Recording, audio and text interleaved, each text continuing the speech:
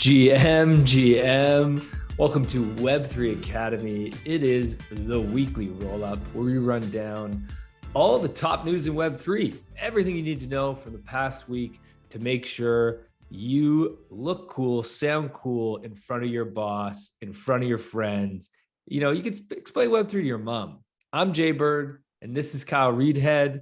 And our goal here at Web3 Academy is to help entrepreneurs, businesses, and creators explore and learn how to use Web3 to transform business models and build thriving communities. On today's show, we've got some hot topics coming at you. We got the ETH Merge. It's Merge Day. Happy Merge Day. We got Starbucks is launching their NFT loyalty program. I'm putting NFT in quotes. It's not using the word NFT. It's their loyalty program. Google is getting into Web3, jumping in on the fun. We got a correction from last week on semi-fungible tokens. And then we're going to wrap up with our NFT of the month. You're going to want to stick around for that. Some exciting stuff coming at you this week. Kai, what's up, my man? No, not much. Just living the dream. Another big week in Web3 as per usual. As per usual.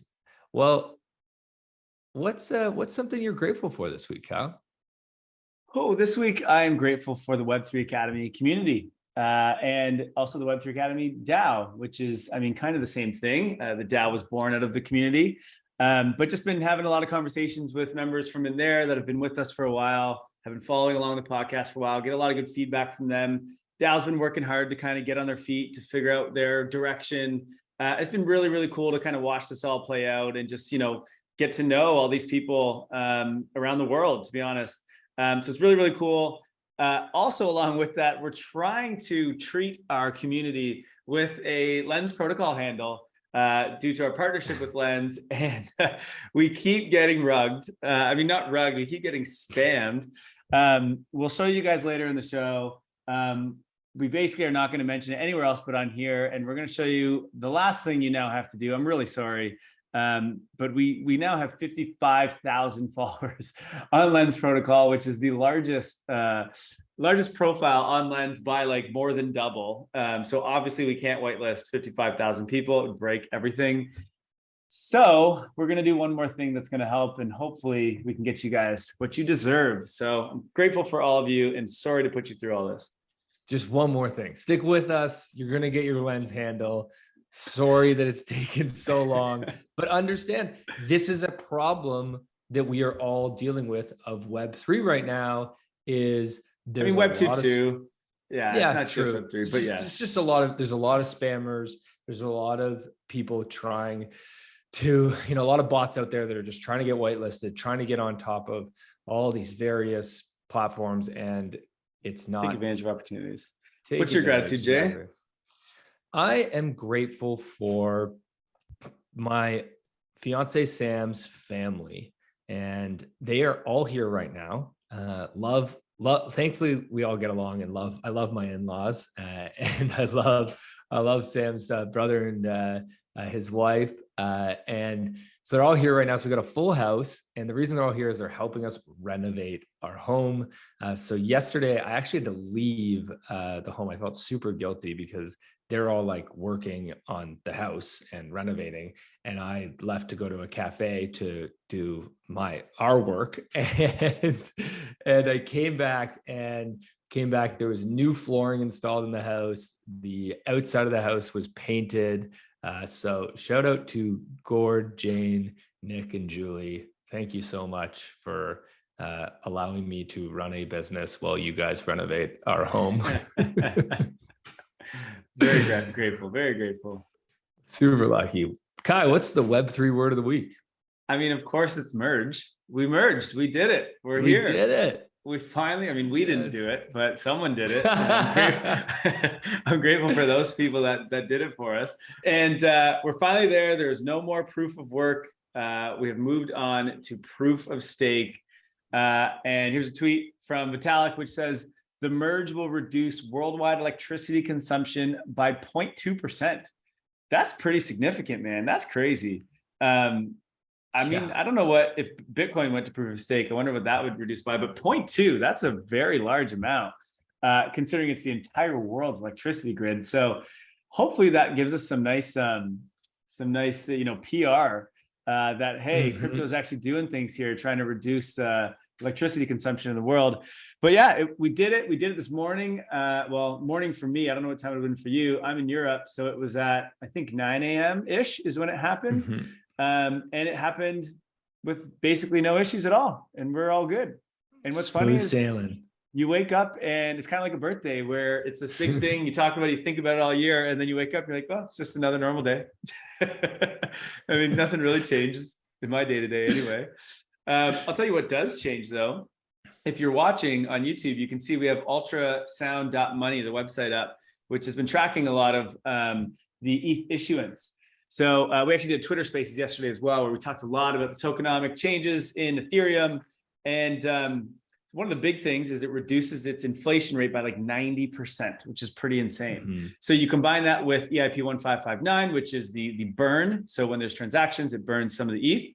And the idea was we were supposed to be deflationary.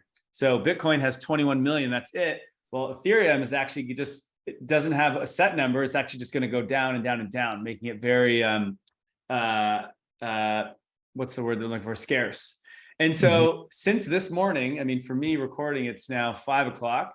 So it's been less than 12 hours, and we have already decreased the total supply of Ethereum by 159 ETH. And you can watch it live on ultrasound.money. So that is super cool. Exactly what we planned on happening is currently happening. Now, at the same time, the price is absolutely dumping. I don't know if you saw it before we started getting on this recording here. So, I mean, hey, supply and demand dynamics, we always talk about and how this matters. Not today, it doesn't, but that's okay. It is what it is. We are thankfully, we also live in a current macro environment that is not the greatest, and as well a media that controls the narrative, and you know we're feeling that. But this can't be understated, is the supply change here. You can see on this chart 161 now. We've lowered 2 ETH since we started talking about this. Yeah, look at this chart before. So this is it was increasing a lot. 5 a.m. So this is in the 1 hour before we switched. We added over 1,000 ETH in supply in 1 hour. And now we're going down. And now we're going down. So yeah, it's huge. And we reduced the world's electricity consumption by 0.2%. Yeah, which can't 0.02, which can't be oh no, is it 0.2? 0.2. You're right. 0.2, man. 0.2.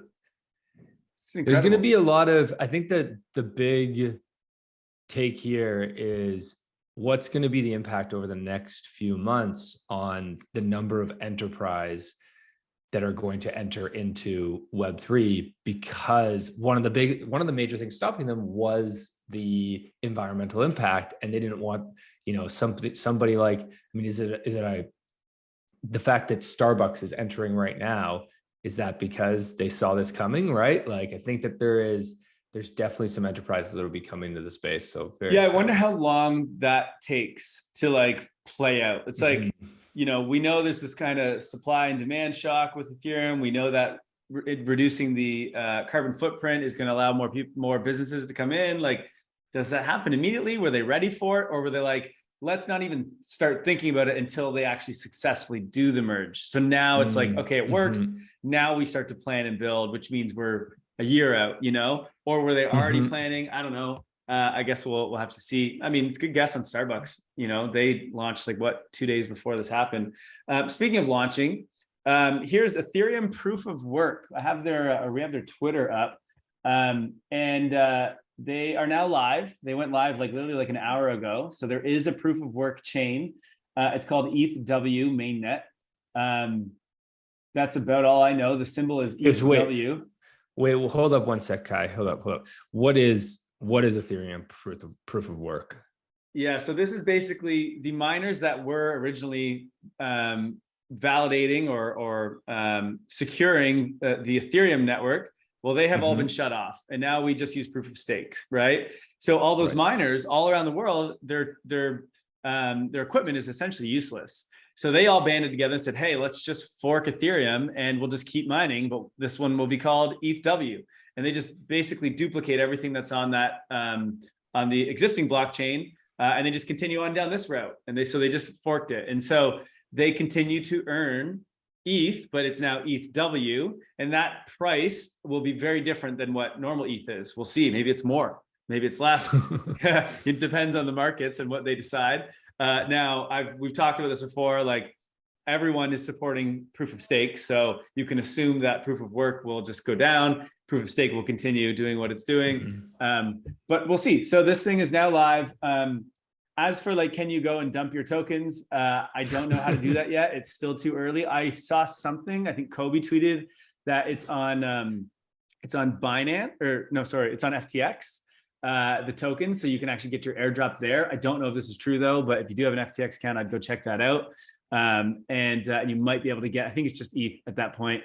But when you click on like mainnet Etherscan here or ETHW scan, it's the server's down. So I think too many people are trying to get onto it, so they couldn't even support what's going on right now. Anyway, so it's kind of a shit show. For most people, honestly, I would recommend you just don't touch it, because there's also probably gonna be a lot of scams and phishing links and things like that. And just like, don't get greedy here and try to double your funds. Like the chances of that happening is gonna be very slim.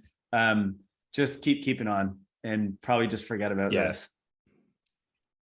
I completely agree. I think that's the best advice. It's just do nothing, because the odds are not in your favor here that it goes well. Too much risk. Too much risk. Agreed. So let's move on. Let's move on to bigger and better things. Starbucks is getting into Web3. Ty, tell us about Starbucks. What are they doing? Do you drink Starbucks, Jay? Should you drink Tim Hortons? Should we smash Starbucks before we talk about what Starbucks is doing in Web3? I don't know if we want to do that. No, I do not. I do not drink Starbucks. I used to be a big Starbucks fan, but not anymore. Okay. Yeah, I mean, being in Europe, I don't think I'll ever go back to like Tim Hortons, Starbucks, and that kind of stuff. I like legit. I mean, I've also lived in South America for a long time, and they have amazing coffee there too. So I'm a bit of a coffee snob. So yeah, I don't typically drink Starbucks either. But anyway, I appreciate and love everything Starbucks is doing to bring and onboard normies into the world of Web3. So Starbucks brewing revolutionary Web3 experience for its Starbucks reward members. So basically what is happening here is it's called Starbucks Odyssey, and they are creating a rewards program for their customers. So it's basically right in within the Starbucks app, and you're going to be able to earn or buy NFTs. Now, they're not calling it NFTs. So similar to what Instagram did, where they call it digital collectibles, Starbucks is calling them stamps. And what Starbucks says here is that people using these rewards, they won't even know that they are using the blockchain. And I absolutely love that. That was like one of the first things that I read in this in their sort of report that they put out here. So they will earn what's called digital stamps, which are actual NFTs. So what's interesting here is like the users themselves will have no idea that they're NFTs, but you can go and like track and see how well this program's going by looking at Etherscan, well, Polygon scan. So you can see like on chain what's happening here, but the users don't even realize that they're doing it on chain. So that's actually a really cool concept that I'm excited to like dive into and look into. Basically what's happening though is they have digital quests, which gamify the Starbucks and coffee consumer experience to earn these stamps. So you can also purchase the stamps via a Starbucks marketplace. So they've literally created an NFT marketplace, but you can buy them with a credit card and you don't need a wallet. So there is no wallet setup here. It's just all done in the back end for you, which is quite interesting. Now, what happens is these NFTs basically are worth a certain amount of points. And based off the points that you get, you can have different experiences and do different things. So some of the examples where you can join a virtual espresso making class, you can get Starbucks merch. There's even, I think, you can get a trip to, I think it was Costa Rica, to see how the coffees are brewed and grown. So there's some pretty cool things here. And the whole idea here is that they're just trying to make a very different experience for their community and for their members. But it's not about, so they have two different programs. They have somewhere in here, they should show the breakdown. If you can scroll down, there's an image. and they have a loyalty program and then a rewards program, I think. So basically one of their programs is just like, you buy enough coffees, you get a free coffee. So that's not what this is. This is if you do certain things, like, I don't know, go into a store and do X, like there's just certain, like they gamify it. And if you do those, you can collect these NFTs, they're worth points, which allow you to claim certain things in Starbucks. So pretty cool what they're doing here. It's very different. We haven't really seen this on this scale. This is going to be massive. And they've done this and launched it on Polygon. And one of the interesting things, speaking of the merge, is that they announced, so they put this in bold somewhere in here, and they said, we put it on Polygon, which is a proof of stake chain that is green and has low carbon footprint, et cetera, et cetera. And they talked about how this is important to them and their business and blah, blah, blah. So you can just see from reading their announcement here that it is important that they are on a proof of stake chain. So Ethereum obviously making a good move here doing this, because we have probably one of the biggest companies that is going to be using NFTs now in a very big way. I think that's going to bring I'm assuming a lot of people are going to be collecting a lot of NFTs here.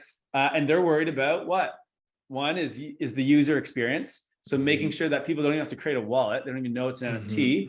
They don't even know it's on blockchain for the most part.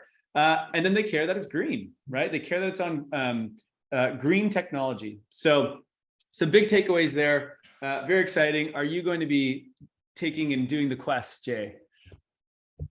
Yeah, I mean, I definitely think I will, purely to experience something new. I think all of us, to be honest, all of us should be doing this stuff, because if you're a builder in Web3, you've got to be trying out everything. And the only way you learn is by participating and playing. Right. Well, it's actually only in the United States, so we can't do it anyway.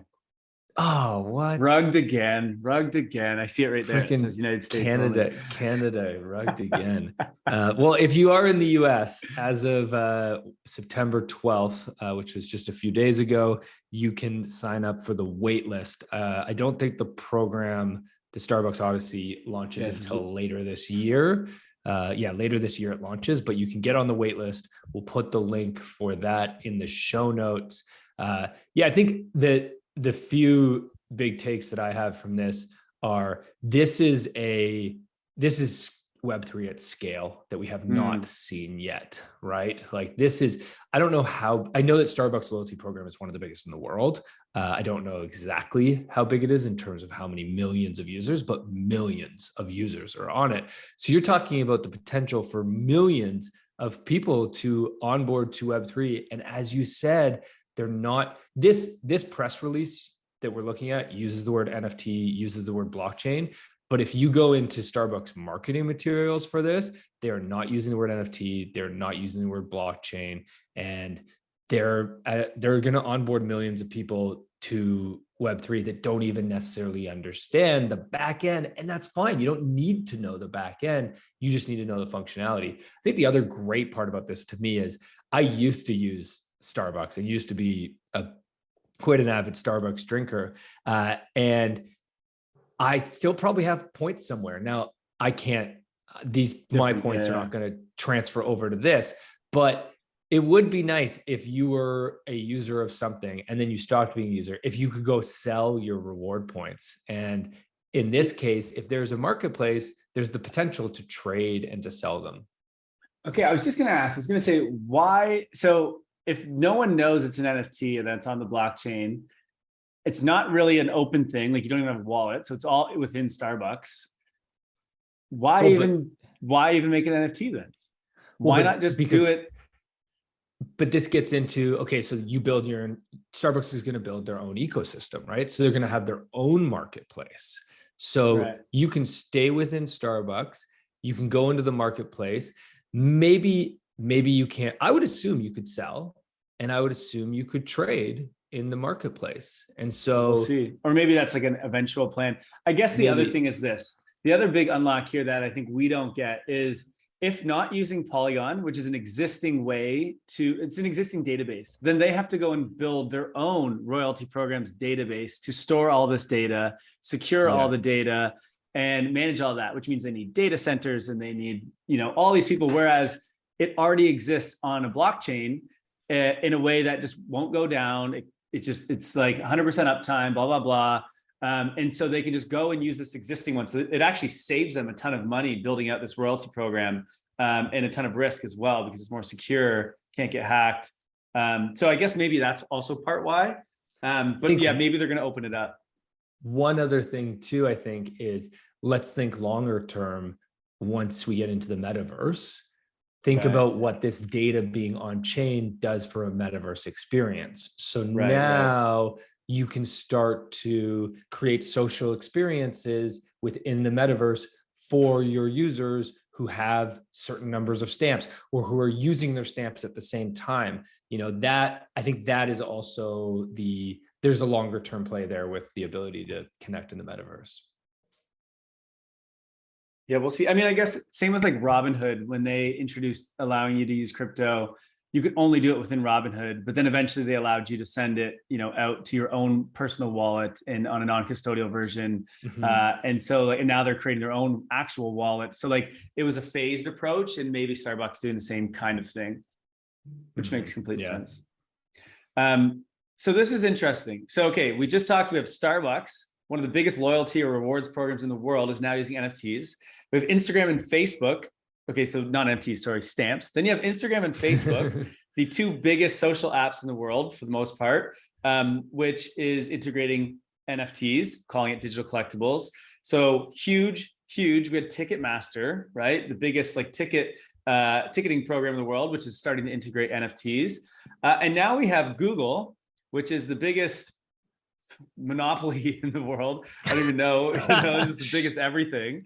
But biggest hub for like developers and all that kind of stuff.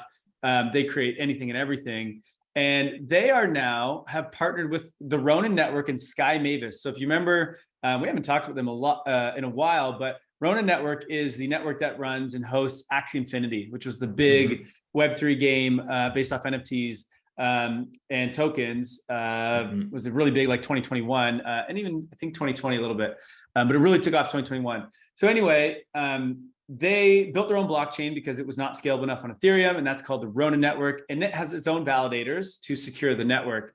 And they have just partnered with Google Cloud. Google Cloud is obviously a massive organization. So their team is now running a validator for the Ronin Network. So it's securing the blockchain of Ronin.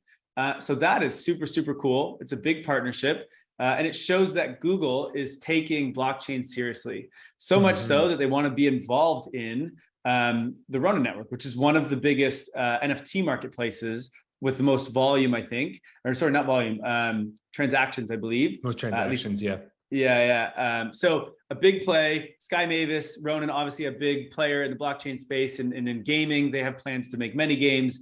And Google Cloud sees that, or Google sees that, and so they're kind of integrating themselves into that, which is pretty cool. So is this? Let me ask you a question here. Is this Google experimenting with validating? I think so. So do Google's you think plan that they might validate other blockchains in the future? Probably. So Google's plan is not to create front-facing like user applications with blockchain. They came out a while ago and said that they want to create tools to enable developers to build on top of the blockchain. And so I think like they're not trying to build the nice app and the thing like what Instagram is doing with digital collectibles or what Starbucks doing. Instead, they're taking the back end route of like, how can we enable the development of this stuff and really like push forward blockchain from the back end kind of things. And which so we I think need. this is we need a lot for of that. sure. And so I think this is their first sort of play at that, which is, hey, let's go in and run a validator and actually start securing a blockchain here, which is a business. They make money doing that. And I'm sure it just integrates them more into the system because they probably want to learn more about how this is all working and what's going on.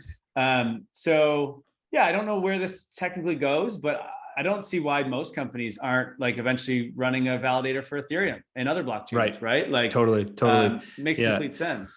Well, and as we move from online to on chain, the amount of AWS, Google Cloud, Cloudflare, like all these large server-based companies that provide us all the data storage for the online world, they're going to want to start to play in the on-chain world too. So I think it'd be interesting to see. We should check out if AWS is doing this yet, because I would assume that they're thinking about it too.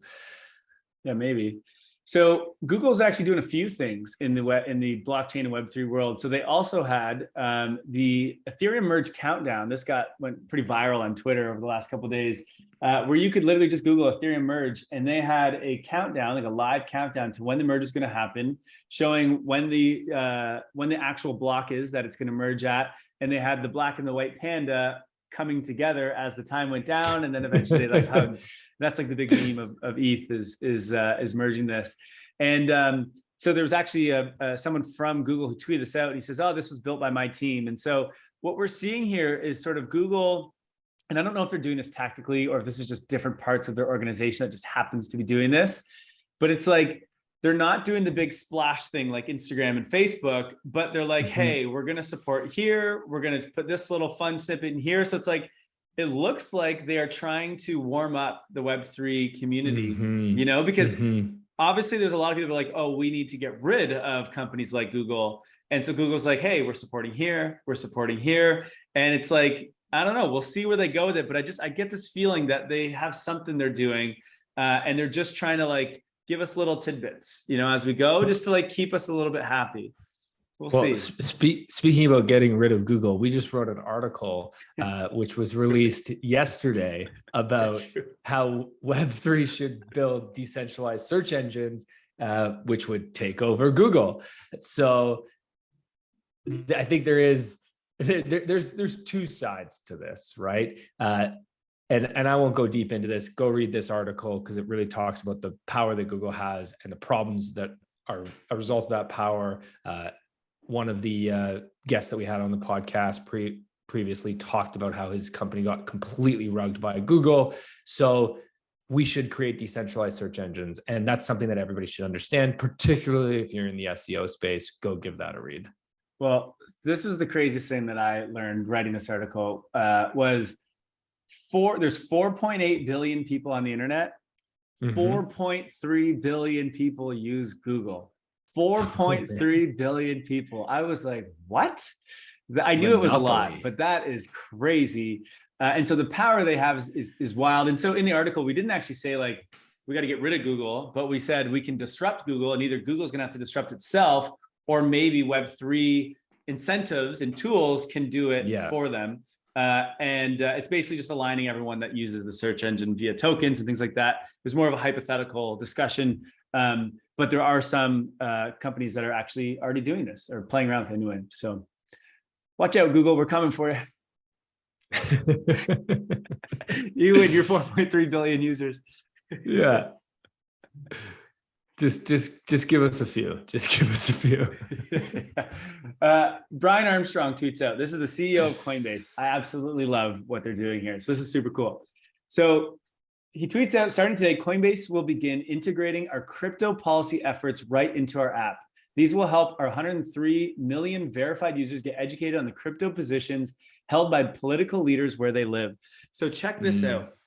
If you are on Coinbase, you can now go into the application and you can search through all of the different senates and house members, and it has their picture, their name, and their district, and then it has a rating on if they are negative or positive towards crypto.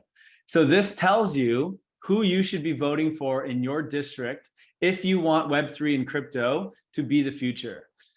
This is absolutely amazing. This is awesome. So where is Coinbase getting this data from? Like they're giving a rating for the crypto sentiment of each one of these Senate or House members. So Coinbase probably has the biggest group of, let's call it like US policy efforts or lobbyists of anything, right? It's massive. They have tons of lawyers, tons of lobbyists, a whole team dedicated specifically to ensuring good policy in the United States. And this is all across the United States. So they have done their research for a while on this and have been acting on it and lobbying and trying to figure out where to put funds, et cetera. And I think what they came to realize was, well, we have all this information. Why are we keeping it private? Let's just share this with anyone and everyone. And what better way to do this than to just throw it in our app to 103 million people, which I don't know if that's 103 million that are in the US specifically, because if it is, That's a third of the population almost. That would be crazy. Right. So that's super cool. So, I mean, it's great marketing for them because a bunch of people are going to want to go and see this. And so where do you get that information? Well, you go to the Coinbase app. So cool. And I mean, I don't know, this could make a big difference, right?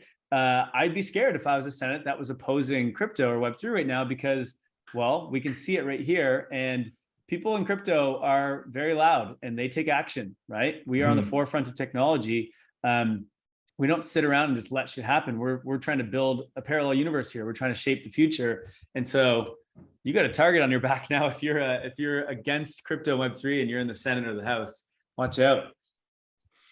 What I love about this too is in this tweet from Brian Armstrong, he says, crypto advocacy is very important for our mission of increasing economic freedom in the world, and Coinbase will do its part to help. But the crypto community is much bigger than Coinbase. Hopefully we can all rally to engage elected leaders and drive sensible policies. It couldn't be more true. And I think it brings up the very important point, which I think we talk a lot here and probably should discuss more, is everybody needs to get involved because regulation is coming. There is a lot of research being done and a lot of policies that are being written right now. And when that happens, there is an opportunity for you as a voter to get involved, for you to put up your hand, for you, not just by where you put your vote. There's also going to be a lot of opportunity for, there's so many committees right now from all levels of government. They're trying to learn. And most of these committees, they're not crypto native. They're not Web3 native. These are people who don't know anything about NFTs or about crypto, and they're trying to learn. And so if you have any opportunity to get involved and to give your opinion and to help these people learn, because they're the ones that are going to set the legislation that's going to affect us for the next 20, 30, 100 years. What's really gives me some hope for all of this is, so in the end of the Metaverse book by Matthew Ball, great book, by the way, he talks about the reason that the internet is an open protocol is almost exclusively because of the US government. They are the ones that fought and created the committees that made the standards for the internet protocol. So if it wasn't for the US government, it might not, I don't know, who knows how it could have went, but he's like, there's a good chance that we would have had actually just multiple internets.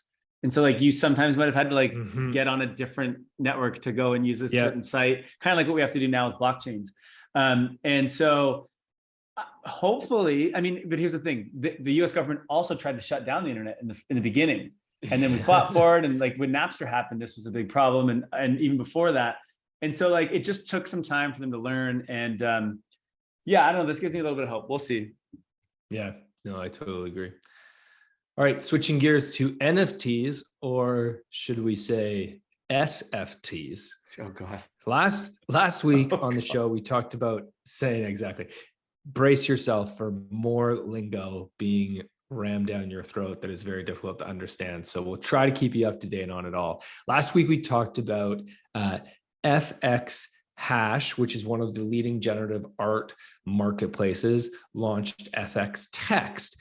FX Text is their publishing platform where you can publish an article, but you can publish it on the blockchain so somebody can collect that article, and eventually possibly somebody could trade or sell that article. If you're an author, you could put a price on an article. And what FX Hash did was they believed that it was really important that the creator of articles, because articles is different than art, that they'd be able to edit it.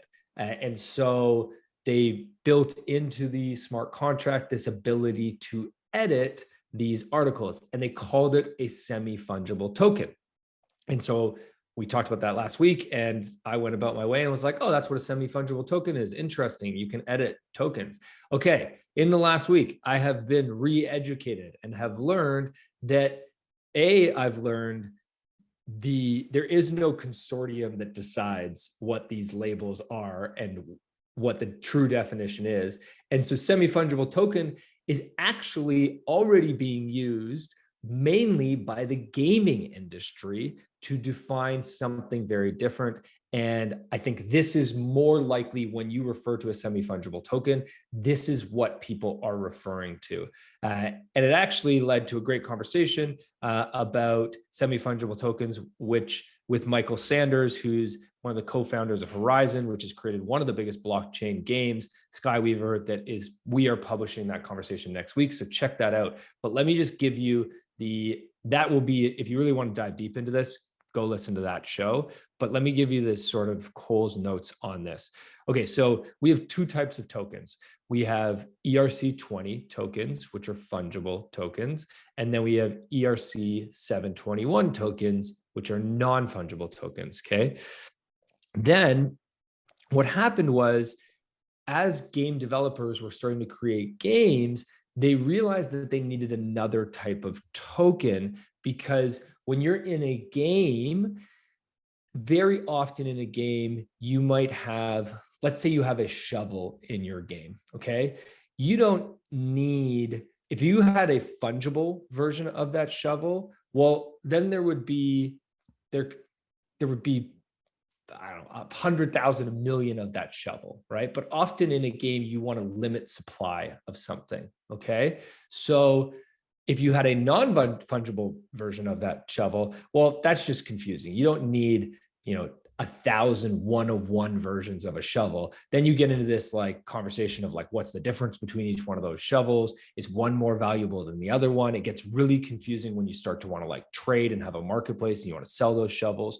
Right. So what the game needs is the game needs a semi-fungible shovel, which means they have 1,000 shovels where they're all the exact same. So all 1,000 shovels have the exact same price. They can be traded evenly, one for one, but there's a cap on it. You're creating a collection the same way you do with an NFT, where you create a collection of a certain item. And that's what a semi-fungible token is. And that comes so they always have the same, they always have the same value, those 1,000 shovels, for example? They always have the same value. Yes. So, but they go up or down together. So like their value does go up or down, but it goes, interesting. What? Yes. Yeah. So it allows it, and it makes tons of sense for games. It allows games to have items within the game, which you could have one version of that, or you could have 10,000 versions of that.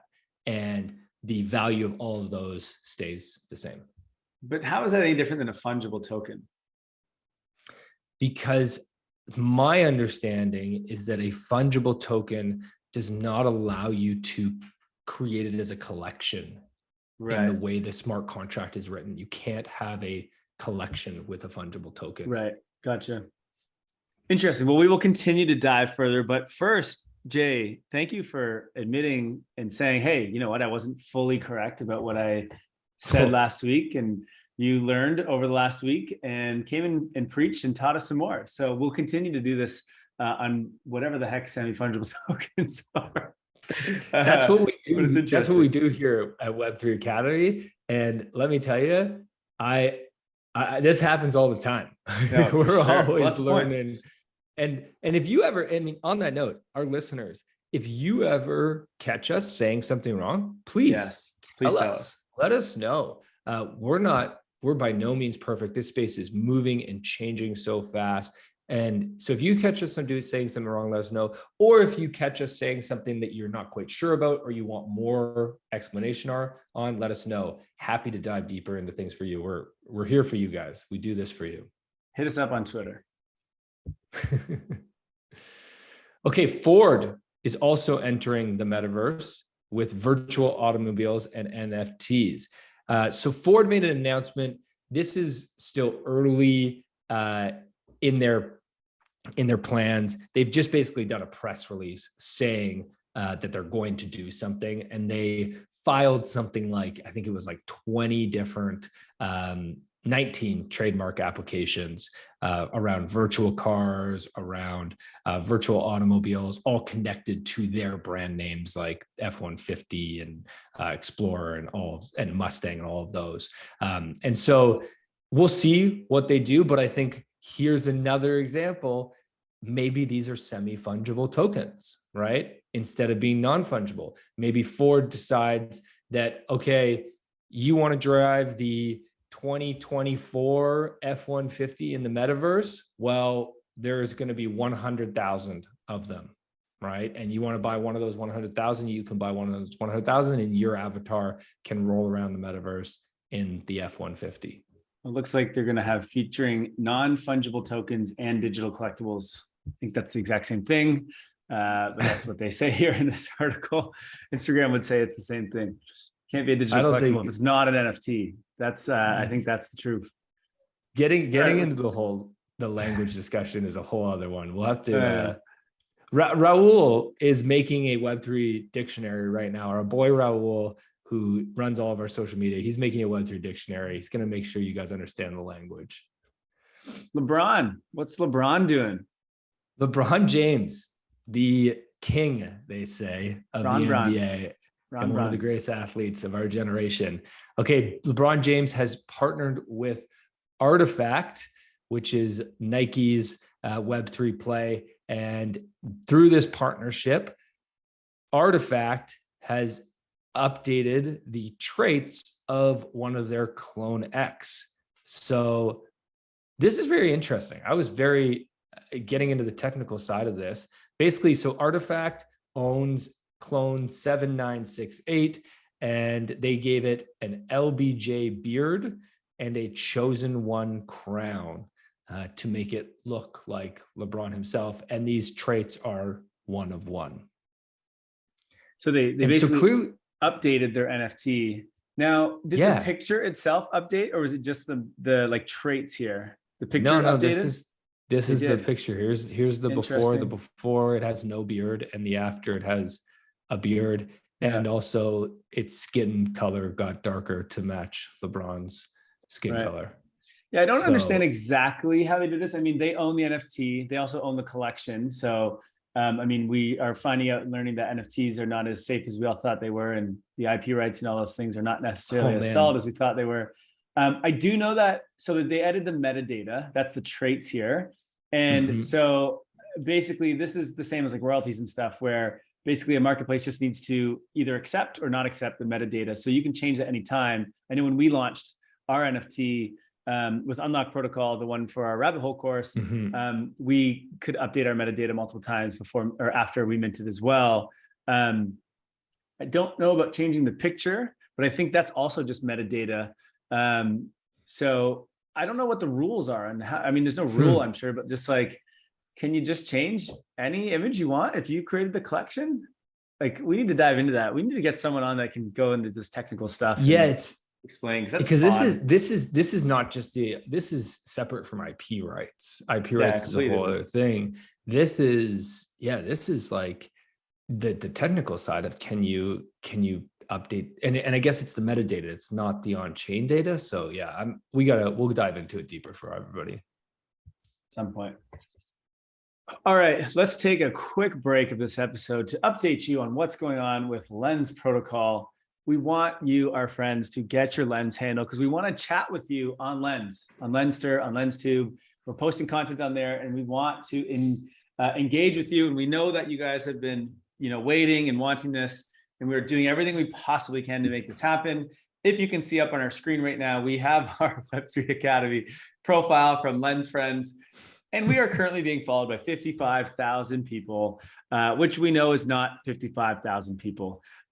We tried to quietly do this last week by just saying it on the podcast, on the YouTube.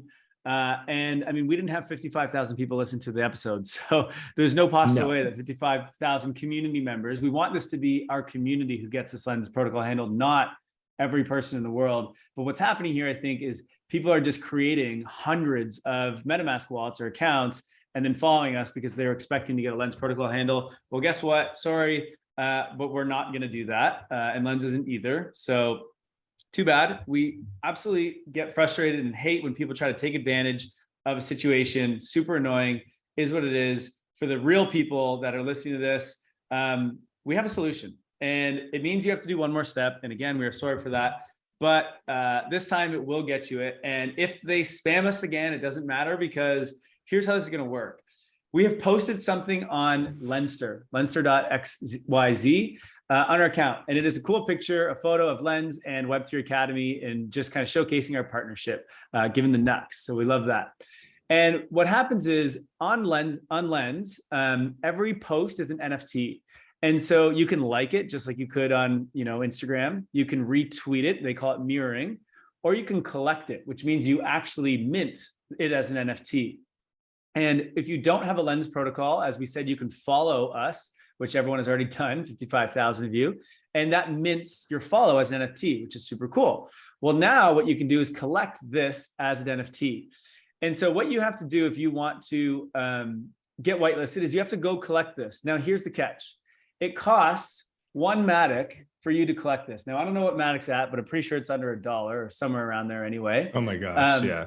So it's not a lot of money. We are not doing this because we want to make money. We're doing this because someone who signed up with 5,000 accounts or 400 accounts or whatever is probably not going to pay that much. And if they do, cool, because here's what we're going to do is we're going to do one of two things, and we will let the community decide. We are going to either donate any of the Matic that we get here to something, to the cause of our community's choice. So all of you here that are listening, we will put up a poll later on. We're not sure where yet. We'll figure that out. And we will decide together collectively. It depends on how much we earn. Like if only 20 people do this, then I don't know. But we will donate, or we will convert the Matic into, I can't remember the name of the token, but there's like a carbon credit token where you can buy these and then you can just burn it. And basically you're burning carbon credits. And so you're basically lowering the amount of carbon credits available for companies and people to use. So doing something good for the world. So we're going to do one of those two things. But in order to do this, you have to go to the to this post, which the link is in the show notes again. And Jay's going to show us here. Jay's logged into an account. Okay, so to collect this, all you're going to do is go to the red button on the right underneath the post. Click collect, it's called. Got it. Looks like a couple boxes, red boxes on top of each other. Yeah. Now, you have to allow yourself to collect first. And so you basically click the button and it's going to make you do a transaction, just saying that you are able to do this. By the way, Lens Protocol is working on removing all of this stuff. So it'll be all under the hood eventually. They're still in beta. So that's why we have to deal with all of this. And basically, once you've allowed yourself to collect, you can just go collect for one Matic, or it might be wrapped Matic. It depends. You'll see a W in front of the wrapped Matic if you need that. If that's the case, you have to swap Matic into wrapped Matic, which you can just do on Uniswap for super cheap. Okay, so I've got my wrapped Matic. I'm ready to collect. I click the collect now button. And it will make you sign a transaction.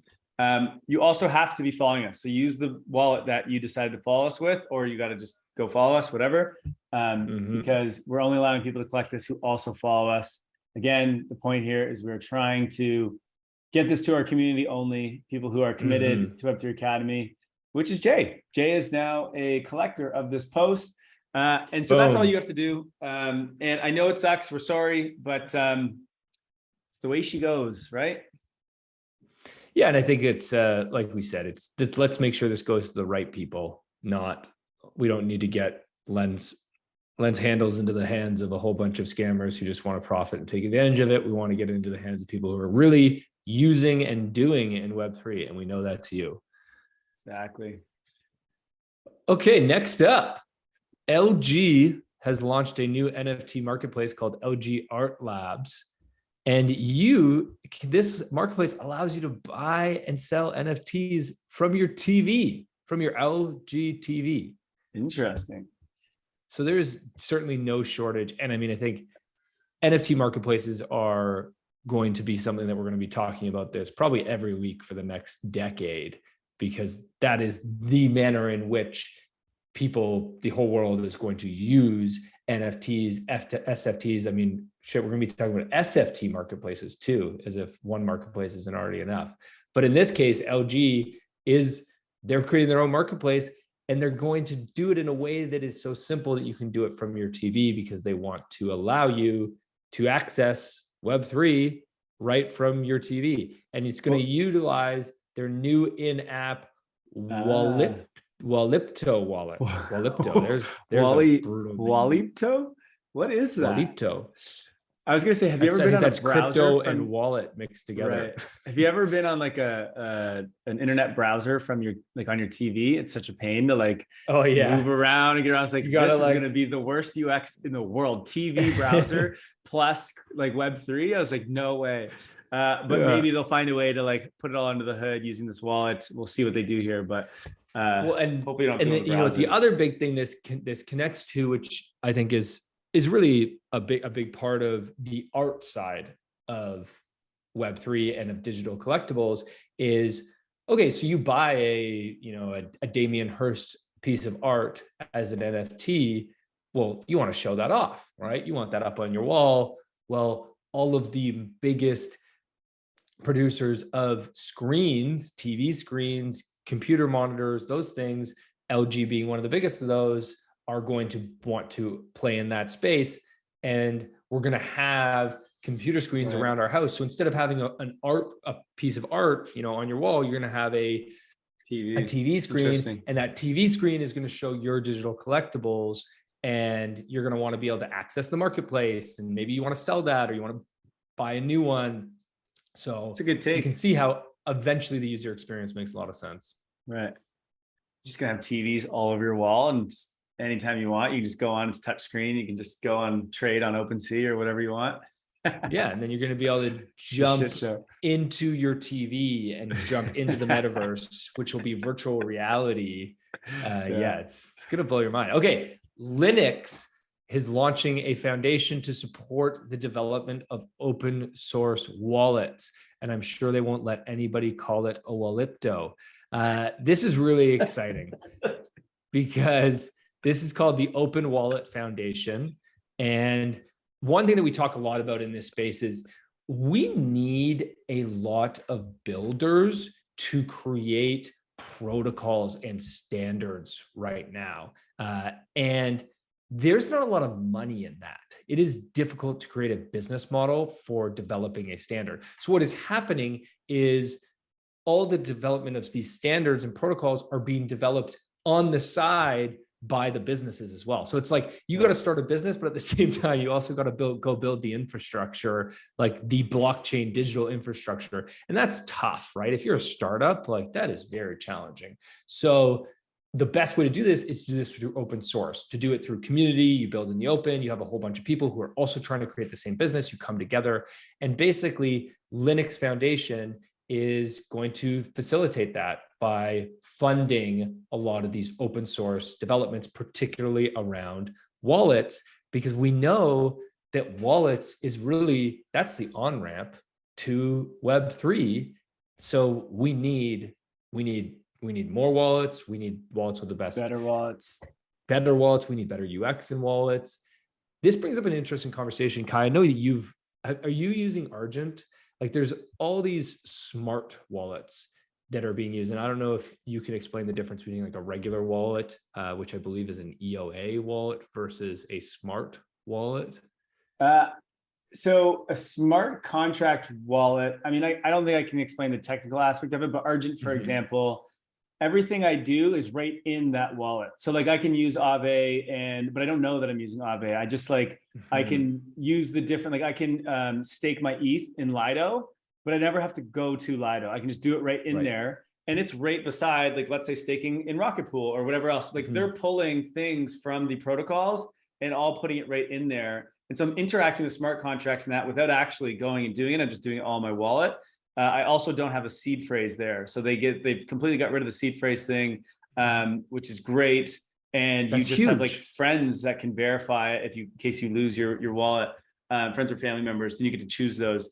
So really cool. And it's all on layer 2. So everything is basically free. It's great. I mean, there's only you can't like use every application with it yet because it's still very, very new. But you just using it, you're like, oh, whoa, okay, this is a way, way better experience.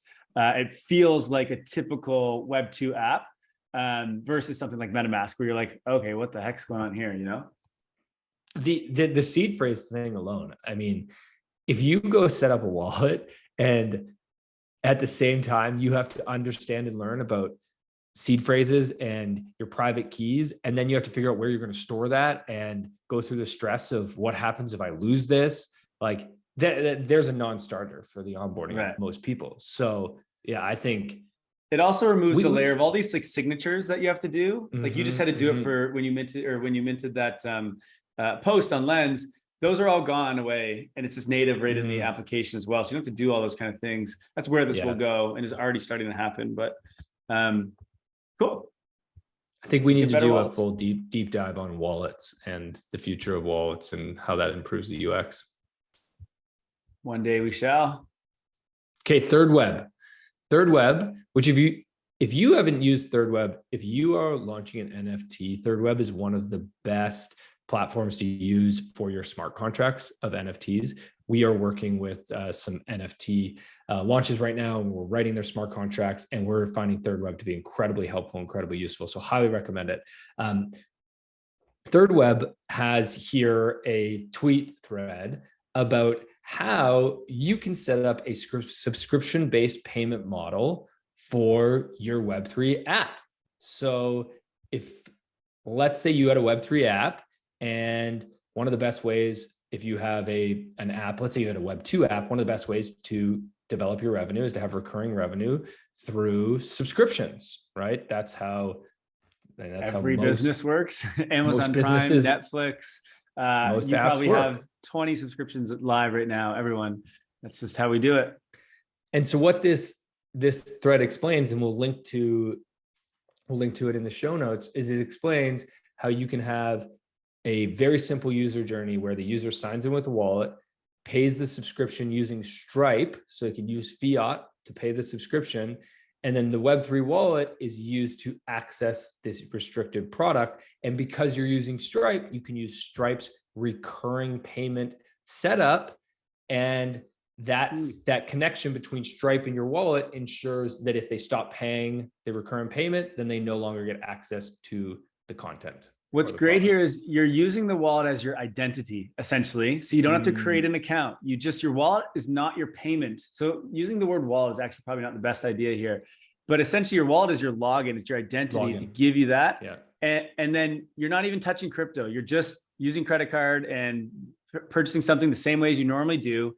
You're just not having to create an account with a password because you already have one with your MetaMask or whatever wallet you try to do.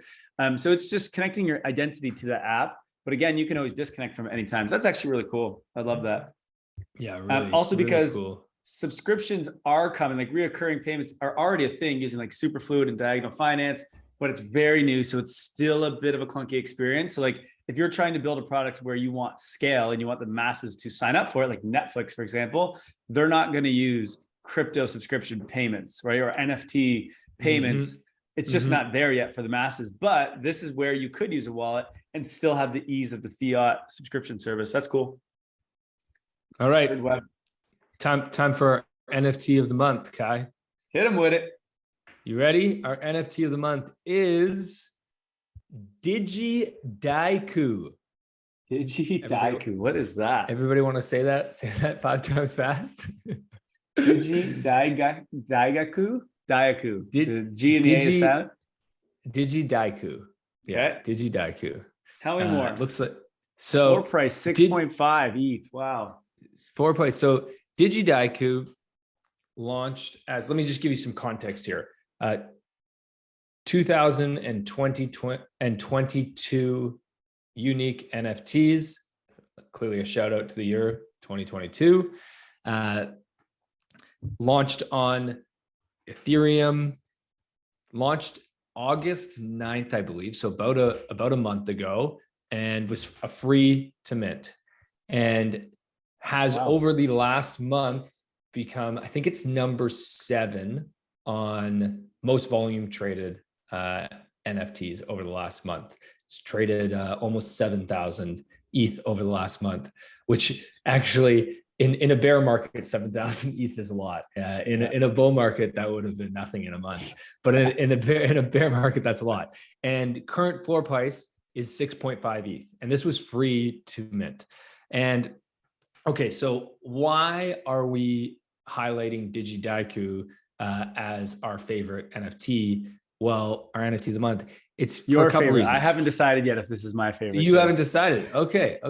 Well, you tell me then how you feel about it after after we go through it here. So first off, we love the founder. Shout out to the founder. We're going to talk about why we love him. Gabe is his name. Second, we love the way they're innovating in the space. They're expanding on the ER721 token with a new modification, a new standard to that token, which allows more gameplay. And third, the way they are building community. So let me just talk about each one of those. So first, what got this, the reason this NFT did so well and what got a lot of attention is it was launched by Limit Break. Limit Break is founded by Gabe Leighton and Halbert, I don't know how to say his last name, Nakagawa. Now, Gabriel Leighton seems to be the front-facing founder. And both these guys are very well known in the Web2 gaming world. They've launched some really big games. They founded Machine Zone, which I'm not a gamer, and Kai, I know you're not a gamer either. Machine Zone is a big gaming company from Web2. It's created really successful games like Mobile Strike and Fear of God, and some other ones. So they had a really strong track record. They're well known. So when they came out with this NFT, it got a lot of attention. And I think what first clued me into this NFT was there was a tweet going around that it was the first time that Steve Aoki had made money off of an NFT. And there's all these Steve Aoki jokes that if Steve Aoki buys your NFT, that your NFT is screwed, because if you go look up his wallets on the blockchain, he's like done terribly with his NFT investments. It's like Jim Cramer. Yeah, exactly. At least Steve Aoki makes great music, unlike Jim Cramer, who just yells at his screen all day. So Gabe is really, the founder, is just a fantastic thinker, and he's got a podcast that he released that actually just came out I think yesterday. That's really great. Highly recommend listening to it. But he is an example of how a deep thinker can create Web3 products in the open. And so there's two things that he talks about that I find really interesting. Kai, I want to get your take on both of these. First is this concept that everybody is saying that the UX is so bad in Web3 right now, rather than his take is that that's a good thing, that's where you want to be. So he uses the example of if he were to create a time machine, a time travel machine, and it had the worst UX in the world, there would still be millions of people lining up to use it, right? Mm-hmm. Because that product is a product that the market wants. There's a massive product market fit. And so he spent his time in Web2 gaming. He basically said he got to the point where all you were doing was tinkering with like pixels and buttons and changing UX. And he's like, that's boring. There's no innovation in that. The real innovation is in the space where the UX is terrible. And that is, if you have a space where you have bad UX and VC money is still flowing there, and so is all the attention, that's probably nothing, as we would say in Web3, right? Yeah. So that was the first thing he talked about, which I just thought was just such a great take. It's like going to a restaurant that has a long lineup and shitty service, but you still go anyway because the product, the food is so damn good. That's Web3. Exactly. That is exactly Web3. Or the other example is Craigslist. Craigslist has the worst looking product. There is nothing impressive about Craigslist. Craigslist has 10 employees and they did over 600 million in revenue last year. Well, that's crazy, because it works. People love it. So that was the first take. The other take he had is, and Kai, you mentioned Matthew Ball's Metaverse book, and you just finished reading that. So this will be a take that I think you will like, is he talks about how the ultimate dream of the internet, and more so the metaverse, is having everybody on the screen at the same time. So connecting us on screen. So rather than us being disconnected when we're online right now, which we are. The only way we are connected online right now is if we either connect through a social media and we chat, or we connect on Zoom. But we're all online. How many, several billion people are on the internet right now? 4.8 billion, remember? But we're not connected to them, right? Right? Unless we take the extra step. Well, the view of the metaverse is that we will be able to connect because it'll make it more fun and more social, right? So the example is, let's say I'm shopping on Nike.com, and Kai, you're also shopping on Nike.com. Currently, we don't know it, right? There's no way for us to know that we're both there. Well, the metaverse should connect us, right? So that we both know that we're shopping there. And now all of a sudden we get to share in that experience. Hey, what are you looking at? It's as if we're at a store, right? Like, and we bump into each other. Check out these shoes. Like, oh, I'm looking at these shoes too. Oh, what do you think? Like, oh, let me put them on my avatar. Do they look good on me? Do they look good on you? Right? Yeah, that's actually great. So yeah, I think that is an area, and that gets into a whole conversation, and we won't dive into this conversation right now, but like how many people are trying to fix that problem, right? Of making sure that we can all connect online.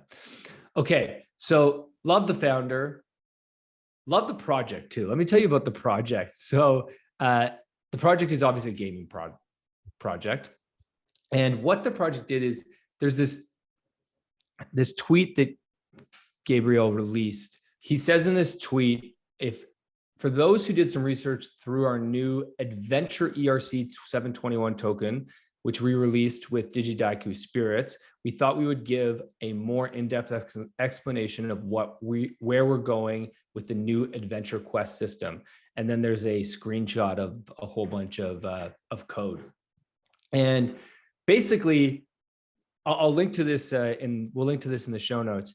But essentially what they're doing here is they have created a new standard where you can interact with you can use your NFT to interact with a game, and this Adventure ERC 721 standard can then enable your token to be upgraded or changed or manipulated as a result of what you do in the game. So you could, if you take certain actions in the game, your token could be burned. If you take certain actions in the game, your token could be staked. While you're using the game, it could require you to stake your token while you're using the game, so that then you can't go trade or sell it because like that token is interacting in the game. But what's really cool is you don't necessarily have to engage in this. So like, let's say you just want to be a collector. Well, you can just leave your NFT as a collector NFT. But then once you take certain actions to involve yourself in the gameplay, okay, now this new standard comes in and says, oh, okay, this NFT is involved in the gameplay. Okay, we're going to update it, and we're going to update the token as a result of your actions there. So really, really interesting for the manner in which gameplay and games are going to interact with NFTs and with the blockchain. It's like dynamic, like it can be exactly upgraded or maybe downgraded, I guess. Yeah, exactly. Yeah, like essentially once you opt in, the smart contract can change, can manipulate. I think what's interesting here that we're learning, and I mean, we just talked about semi-fungible tokens, and now this Adventure ERC 721, which is kind of like a dynamic NFT, it seems like, of some sort. But I think what I'm learning is there's going to be so many new standards that come out, right? It's not just ERC 20, ERC 721. That's the unlock of the last couple of years. There's going to probably be so many of these different standards that are all going to come out and all going to enable different things. And that's the cool thing about smart contracts, is they're programmable, and we can build in all these cool different things. And so we'll see, some of them will work, some of them will be great, some of them will not be so great. And that's the idea of building in the sandbox. And so it's really, really cool that this project's doing that. And they're kind of creating a whole new standard, I guess. Yeah, completely. That's exactly it. The other thing I love about this project quickly is I love the way they are building in the open. So here's a tweet from the founder. He says, if we were to buy a big TV ad for DigiDaigaku, what should we do with the commercial. He's asking, he says, obviously I have some ideas. I'm just curious what you think. And his follow-up tweet is what's funny is the responses are better than what you'll get from prestigious ad agencies. He says he's had world famous ad agencies tell him what they should do and their ideas are garbage. Whereas the community has great ideas, right? So love seeing that. Highly recommend following Gabe on Twitter. Highly recommend following this project. It's going to be really cool to see what they build. They just launched their Discord, and I love this. When they launch their Discord, they have Digi points that you can get in their Discord. And they talked about, again, he asked on Twitter, what should you have to do to get Digi points? He wanted feedback. Well, they decided the only way to get Digi points is to make memes. That's the only way. Love it. Which is great, right? Branding, get everybody making memes. That's what a project needs. That's how you build community, meme culture. But fun. Memes are fun. Let's do it together. Why not? I love it. And use user-generated content. Everyone loves generating content. Memes are easy. Yeah, it's so shout out DigiDaigaku, shout out Gabriel Layden. Thanks for being great builders in the space. You are the NFT of the month. You. Wow, what a week. What a week. That's a wrap on the weekly roll-up. Thanks so much for everybody for listening in. Have yourself a great weekend. And we'll be back with you next week with more news. Never a shortage of news in Web3. Keep on doing, keep on building. Love you guys. Thank you for listening to Web3 Academy. We hope this helps you along your Web3 journey. And if it does, please share this episode and subscribe so you don't miss the next one. Nothing in this podcast was financial advice. Crypto and Web3 can be risky. You can literally lose it all. In fact, if you invest on account of what we say, you probably will lose it all. So don't do that. In all honesty, the point of this podcast is to remove the noise of markets and price and focus on utility and implementation anyway. So you should not take any of this as financial advice. Thank you, friends, and see you in the next one.